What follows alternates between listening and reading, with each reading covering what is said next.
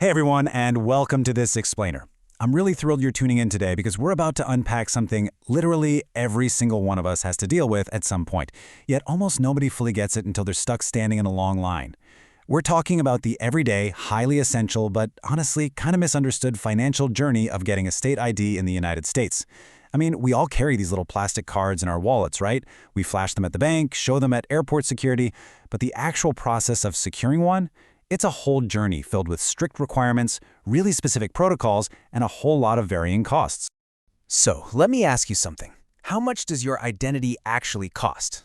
It's a fascinating thing to think about, isn't it? You might assume it's just this quick errand with a flat, universal fee across the board, but the reality is totally different. Depending on exactly where you live, what kind of documentation you already have sitting in your filing cabinet, and how fast you actually need that card in your hands, the true cost of proving who you are can catch you completely off guard. But hey, don't worry, we're going to navigate this whole thing together. Here's our roadmap for today's explainer to make sure you get out of the DMV with your wallet intact. First, we'll look at the price of identity. Second, decoding the core costs. Third, we'll show you why you need to beware of hidden fees. Fourth, we'll hunt down some discounts and free IDs. And finally, number 5, your roadmap to action. Okay, let's dive right into this. Section 1, the price of identity, setting the baseline.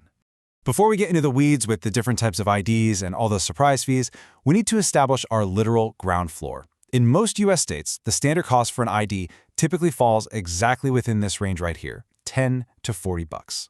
Now I want you to keep this anchor number in your head as we go through the rest of this explainer. This is what you should expect to pay for just a standard, run-of-the-mill state ID.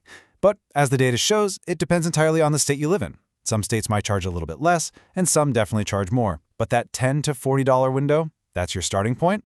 Moving right along to Section 2, decoding the core costs, navigating the DMV menu.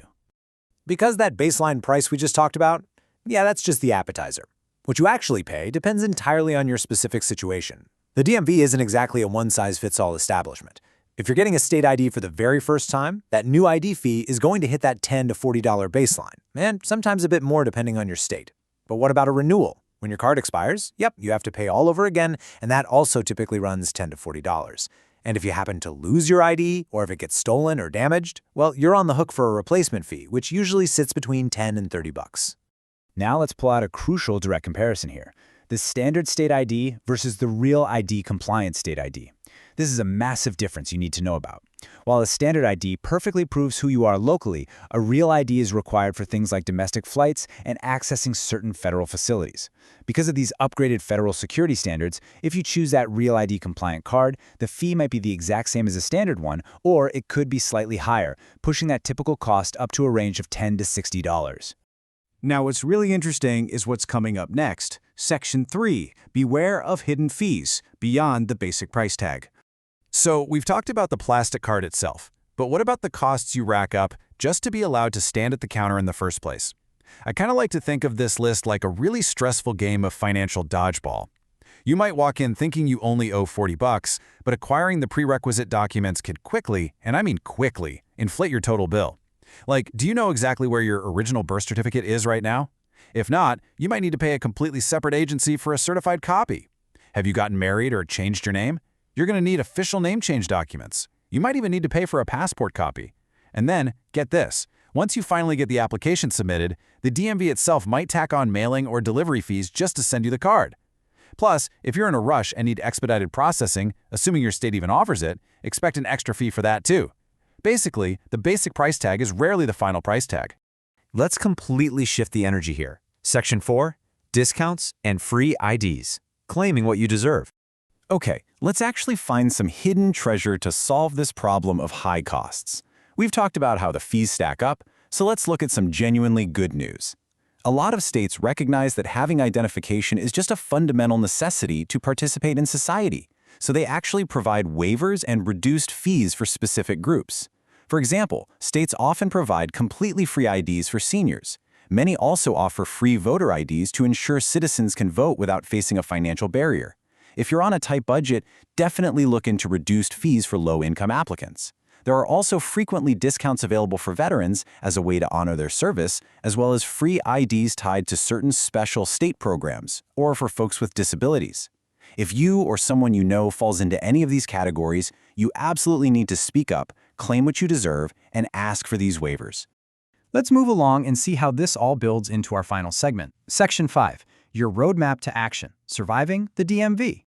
All right, we understand the base costs, we know about the sneaky hidden fees, and we found the potential discounts. Now let's talk about the actual logistics of surviving your trip. First things first, how are you going to pay? Most DMV offices accept cash, debit cards, credit cards, and money orders. But check out that last point on the list. Checks are only accepted in some states. Actually, scratch that. Policies change all the time. So the absolute most crucial takeaway here is this. Always check your specific state's DMV website before you even leave your house. Literally, the last thing you want is to wait in a line for an hour only to find out they don't accept the one piece of plastic or paper you brought with you. And that brings us to the final summary of the whole process. I want to hold your hand through this condensed, super concrete 6-step timeline so you know exactly what a successful trip looks like. Step 1, gather your required documents. And remember those birth certificates and name change forms we talked about? Step 2, visit your state's DMV office. Step 3, complete your application and pay that required fee. Step 4, try to relax, smile, and take your photo. Step 5, in many cases, you'll receive a paper temporary ID right there on the spot. And finally, Step 6, you get to go home, put your feet up, and wait to receive your actual physical state ID card in the mail. If you follow this timeline and just do a little homework beforehand, you are going to nail this. So, we've covered a lot of ground. We looked at that typical $10 to $40 baseline, the whole Real ID upgrade, the maze of hidden document fees, and the vital discounts that are out there. But as we wrap up this explainer, I want to leave you with one final, kind of thought-provoking question to ponder.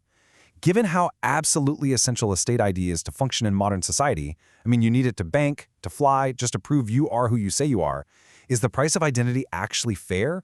Should basic identification cost money at all? Or is this current system of fees and waivers really the best way to manage it? It's a pretty fascinating question to chew on the next time you open your wallet. Thank you so much for joining me today on this explainer, and keep learning.